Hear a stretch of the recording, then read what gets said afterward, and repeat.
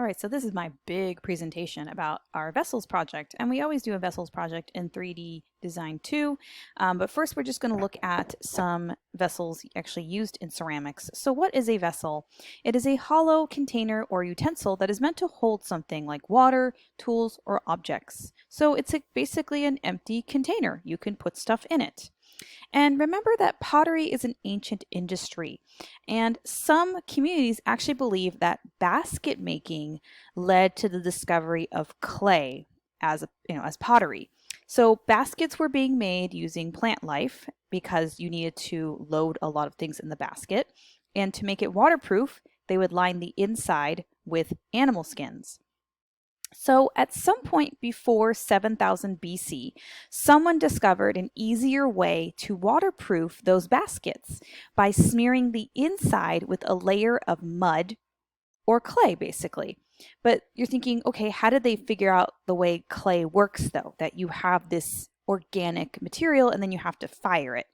So, nobody really knows when the technology of ceramics was discovered where you're firing this mud, but they believe some prehistoric person discovered it. And there's a theory maybe they had that basket, the interior was lined with that mud, and they left the basket too close to a fire. So the basket caught on fire and the clay was fired and hardened. And they realized, oh, look, it made this vessel. Perhaps that's the theory.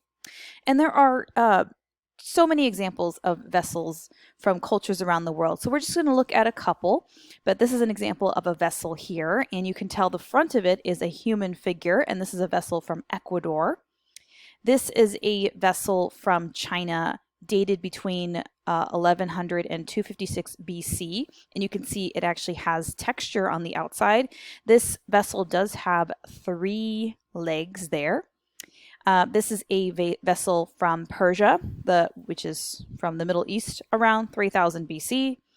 We also have a vessel from the mid-1900s from Rwanda, which is a country of Africa. Very interesting surface texture there. This is a vessel from Mexico. It's an urn, and it has a human figure on the front, and this is dated to 300 to 200 BC. And this is from ancient Japan, more specifically the Jomon period, which actually extended for a very long time in Japan, from 14,500 to 300 BC, very, very long time period. And this is what their vessels typically looked like. They had lots of areas for negative space because the theory was that you would be able to tie cord so you could hold it over your shoulders as you carried these vessels. And this one actually had flames that were on the edges of the design. We have some pottery here from Iran, dated to 12th or 13th century. Again, these are also vessels. Then we have this vessel from ancient Iran, more specifically the Mesopotamia area, which dates back to 4000 to 1000 BC. Yes, it looks like a little human figure. It even has kind of reminds me of chicken feet. This is a vessel from Guatemala from the Mayan period of 400 to 550 AD. And then we have Greece. This is from 6th century BC, and this particular vessel has Greek wrestlers on the sides. We have some pottery from South America, the Nazca pottery. This is supposed to be a killer whale, so it resembles an animal. But then we're looking at some more contemporary ceramic vessels. So these are ceramic vessels that have been made, in the last 20 to 30 years, perhaps. And you can totally see a difference. A lot of hard edges here. Very interesting use of color. The forms change, but you can still see some similarities. The vessel on the left there has a lid. This definitely has a contrast of color and line. These are also contemporary ceramic vessels. Very interesting use of negative space here for the one on the left.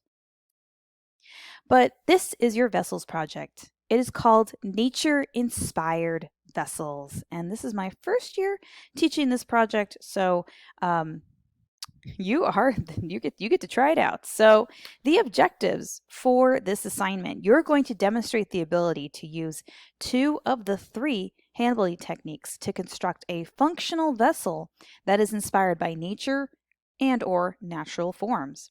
You're going to sculpt textural details and express that concept with clay.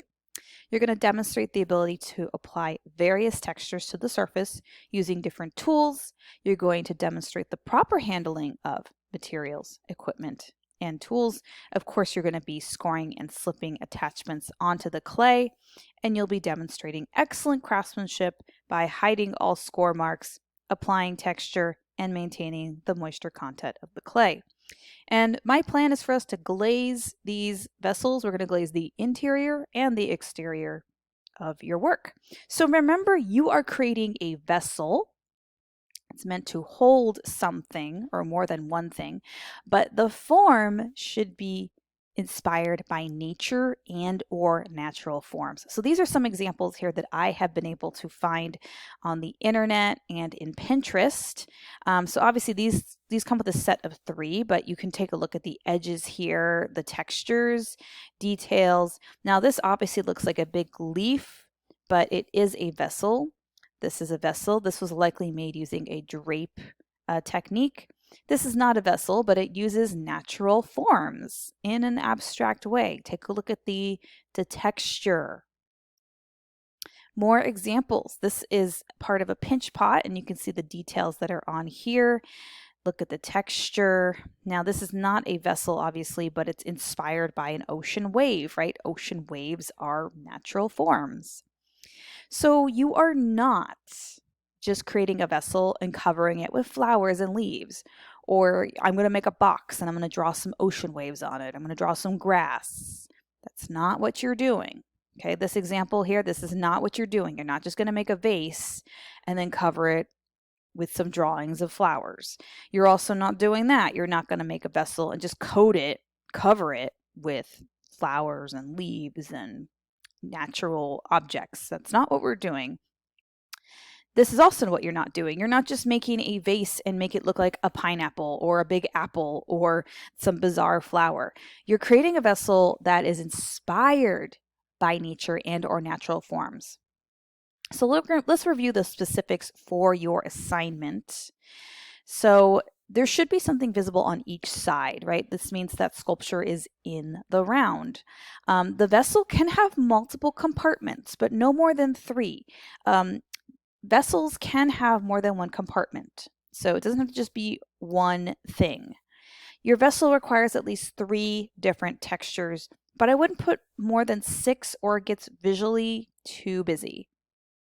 The textures can be carved, drawn, impressed onto the surface, or applied to the surface, which would be like an applique. The vessel should demonstrate at least 2 of the 3 hand building techniques, which are pinch, coil, and or slab. Remember, the slump and drape mold are created using slabs. Your work must show an interesting, meaningful, and purposeful breakup of 3D space and be built with an interior structure or template. So when you create this project, there are so many ways you can build your vessel. You could use templates, which is what we used when we created our slab project in 3D1. You can build using coils. You can also build using slabs. You can build using pinch pots. It all depends on the form you're going for.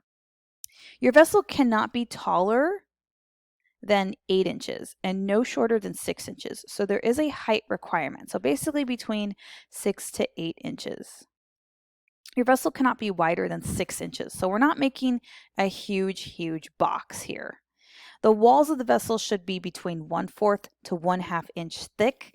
That is for stability purposes. We don't want to make super thin walls. Again, it depends on what you're doing, but for the vessel, the part that would hold something, we don't want super thick or super thin walls. Any forms that you create should be hollowed out with air holes included so they don't explode in the kiln. And some other guidelines and parameters. The vessel must be functional and must be able to stand on its own. The vessel should be 3D, it should use forms. The vessel should be abstract and not representational. So I shouldn't see like a bowl that's made out of leaves. That is too cliche.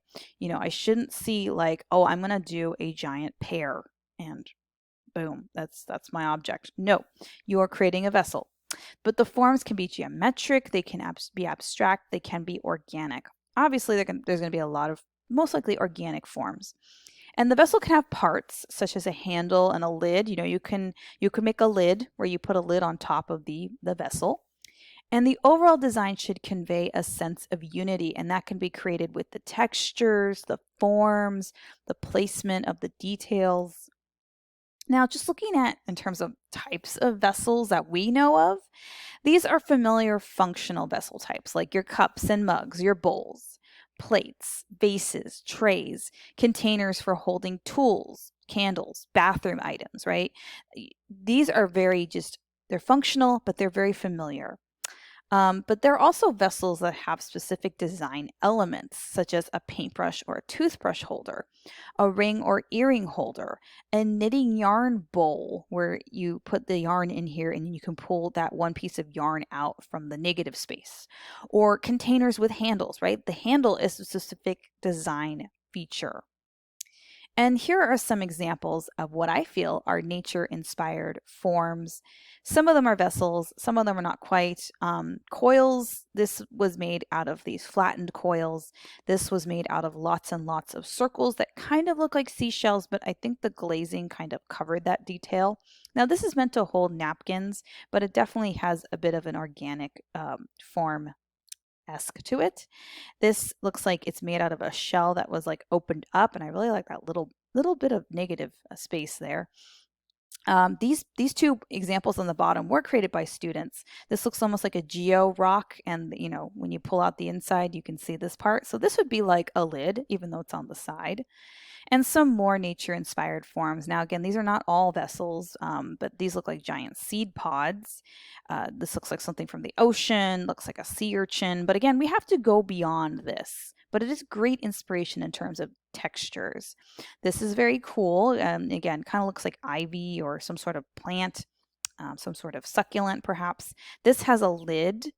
This is definitely abstract, but again, it does have some some connections to nature. This looks like a hollowed out seashell or starfish. This looks like a closed clam shell, but again, great start in terms of the idea of a vessel. And we do have an artist I want to spotlight. Her name is Yumiko Goto, and she sculpts one-of-a-kind vases, dishes for rings, lidded vessels that are based on structures found in nature. So she's kind of doing what we're going for, a nature-inspired vessel. So she said that she loves gardening. She loves to hike in the woods. So when she's walking around, she's always picking up seeds and twigs and looking really close at natural objects. And so for her, a lot of her work has repetition, pattern, and there's a sense of order. So this one on the top here, there is a hole. It's right there. This one has a lid that you would pick up. Kind of looks like a folded up piece of cabbage or something. 3 more examples here. Really nice little details on there. I really like the layering of these leaves. So this is definitely going to step up versus just making a vessel and covering it with leaves. This one's pretty cool. It has a hidden lid right there. And a few more examples of her work as well. Again, her work is inspired by nature.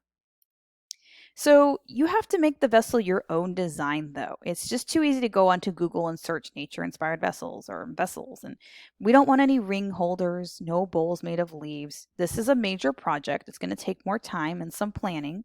So now you're going to spend some time observing artworks that use nature-inspired forms and then making some visual studies. So I'm going to have you take some time and look for ideas rather than just jumping in right away.